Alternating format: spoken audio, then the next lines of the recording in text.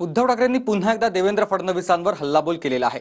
फडणवीसांनी राहुल गांधींना लगावलेल्या टोलानंतर उद्धव ठाकरेंनी देवेंद्र फडणवीसांना आव्हान दिले। देवेंद्र फडणवीसांनी मणिपूर लडाखमध्ये जावं, त्यांचा संपूर्ण खर्च करणार असल्याचं उद्धव ठाकरेंनी म्हटलंय। पाहूयात।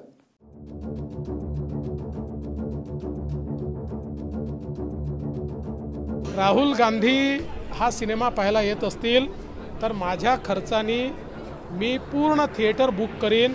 मी देवेंद्र फडणवीसांचं पूर्ण जाण्या येण्याचा खर्च करतो, हॉटेलचा खर्च करतो। त्यांनी मणिपूरमध्ये जाऊन यावं। मणिपूर जाऊ दे, त्यांनी मुंबईतल्या मालवणी भागात उद्धवजींनी जावं।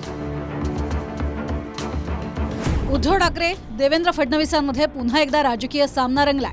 देवेंद्र फडणवीसांनी राहुल गांधींना लगावलेल्या खोचक टोल्यानंतर उद्धव ठाकरेंनीही फडणवीसांवर निशाणा साधलाय। देवेंद्र फडणवीसांनी लडाख मणिपूरमध्ये जावं, त्यांच्या पेट्रोलचा पूर्ण खर्च करणार असल्याचा टोला ठाकरेंनी फडणवीसांना लगावलाय। राहुल गांधी हा सिनेमा पाहायला येत असतील तर माझ्या खर्चानी मी पूर्ण थिएटर बुक करीन आणि त्यांना एकट्याला पाहण्याकरता थिएटरमध्ये पूर्ण व्यवस्था करून देईन। मी देवेंद्र फडणवीसांचं पूर्ण जाण्या येण्याचा खर्च करतो, हॉटेलचा खर्च करतो। त्यांनी मणिपूरमध्ये जाऊन यावं आणि लडाखमध्ये जाऊन यावं। मी खर्च करायला तयार आहे। देवेंद्र फडणवीसांनी लडाखमध्ये जावं, त्याच्यानंतर दार्जिलिंगमध्ये तो नीरज झिंबा म्हणून आहे, त्यांना दिलेली वचनं कशी मोडली त्यांना जाऊन भेटावं। अरुणाचलमध्ये जाऊन यावं। देवेंद्र फडणवीसांचा जाण्या येण्याचा राहण्याचा खर्च मी करायला तयार आहे आणि काश्मीरी पंडितांना त्यांनी भेटावं आणि पाहिजे तर त्यांच्या आता बरेचसे, कारण आता काय ते बॉयकॉट बॉलिवूडवाले आता बॉलिवूडच्या नादी लागलेत, त्याच्यामुळे एखादा प्रोड्युसर घेऊन त्यांनी मणिपूर फाईल्स हा पिक्चर काढावा। उद्धव ठाकरेंनी देवेंद्र फडणवीसांवर केलेल्या टीकेनंतर भाजपकडूनही ठाकरेंवर टीकास्त्र डागण्यात आलंय। ठाकरेंचा पेट्रोलचा खर्च मी करतो, त्यांनी मणिपूर नव्हे मालवणला जाऊन दाखवावं असं आव्हान शेलारांनी ठाकरेंना दिलंय। उद्धवजींना मणिपूर खूप लांब आहे। मी उद्धवजींच्या पेट्रोलमध्ये, गाडीमधल्या पेट्रोलमध्ये वाढ करायला तयार आहे। इलेक्ट्रिक कार असेल तर इलेक्ट्रिक कनेक्शन द्यायला तयार आहे। मणिपूर जाऊ दे, त्यांनी मुंबईतल्या मालवणी भागात उद्धवजींनी जावं आणि त्या ठिकाणी असलेल्या आमच्या बांधवांवर होणाऱ्या अत्याचारांवर आवाज उचलावा, हे माझं त्यांना थेट आव्हान आहे। त्यांनी मला असं वाटतं आम्हाला काही दाखवण्यापेक्षा तुम्ही आता महाराष्ट्रामध्ये फिरा, आपल्या एखाद दुसरी जागा निवडून येतं का तिथे त्याचा विचार करावा, ती बघावी। मला वाटतं कशाला आपण असं अडवत बोलावं। तुम्ही आता एवढ्या मोठ्या पक्षाचे, एवढ्या मोठ्या म्हणेल मी आता आहे, छोटासा 2-4-5 जणांचा आता राहिलेला, पण आपला पक्ष वाढवण्यासाठी आपण प्रयत्न करावा। 55 पैकी आपल्याकडे 5-7 लोक राहिलेले नाही, तुम्ही त्याची चिंता करा ना। कोणाला काय पिक्चर दाखवतायत, तुमचाच पिक्चर लोक तुम्हाला दाखवतील आता कसं आहे म्हणून। भाजपचे नेते आणि राज्याचे एक स्टेप खाली आलेले उपमुख्यमंत्री देवेंद्र फडणवीस यांनी काल राहुल गांधींसाठी एका सिनेमागृहाला बुकिंग केलेलं असं त्यांनी काहीतरी बोललं। त्यांनी हो म्हणावं एवढंच, पण त्यांच्या माहितीसाठी सांगतो की मोदींवर पिक्चर काढला तो फ्लॉप झाला, सावरकरवर पिक्चर काढला तो फ्लॉप झाला, पण गांधीजीवर पिक्चर निघाला होता मुन्नाभाई MBBS, तो सुपर डुपर झाला होता। भाजप मनसेच्या युतीवरूनही उद्धव ठाकरेंनी भाजपला लक्ष्य केलंय। तर उद्धव ठाकरेंच्या टीकेला भाजप आमदार प्रवीण दरेकर यांनी जोरदार प्रत्युत्तर दिलंय।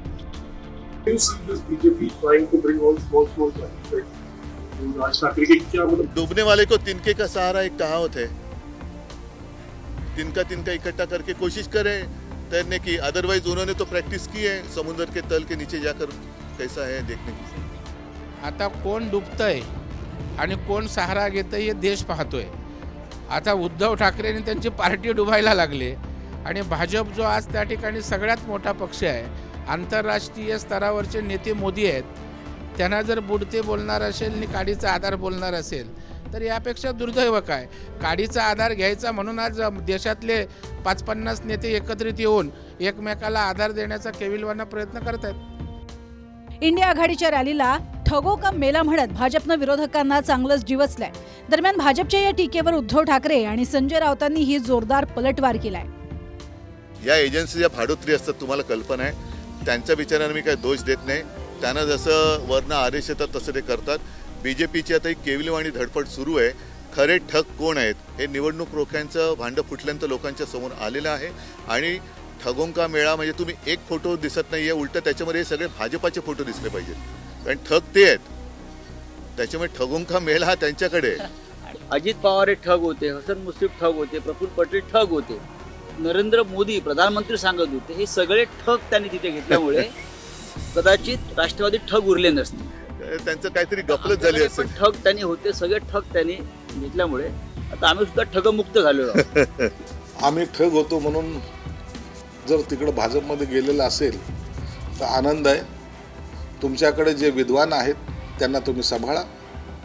त्या विद्वानाला आणखीन काहीतरी मच्छी बिच्छी आणून चारा, जेवणावळी घाला आणि त्यांच्याबरोबर तुमचा संसार चांगला चालू द्या. लोकसभा निवडणुकीच्या पार्श्वभूमीवर सत्ताधारी विरोधकांमध्ये आरोप प्रत्यारोपाचा सामना सुरू झालाय. दरम्यान उद्धव ठाकरेंनी देवेंद्र फडणवीसांवर केलेल्या टीकेनंतरही राज्यातलं राजकीय वातावरण चांगलंच तापलंय. Bureau report, TV9 Marathi.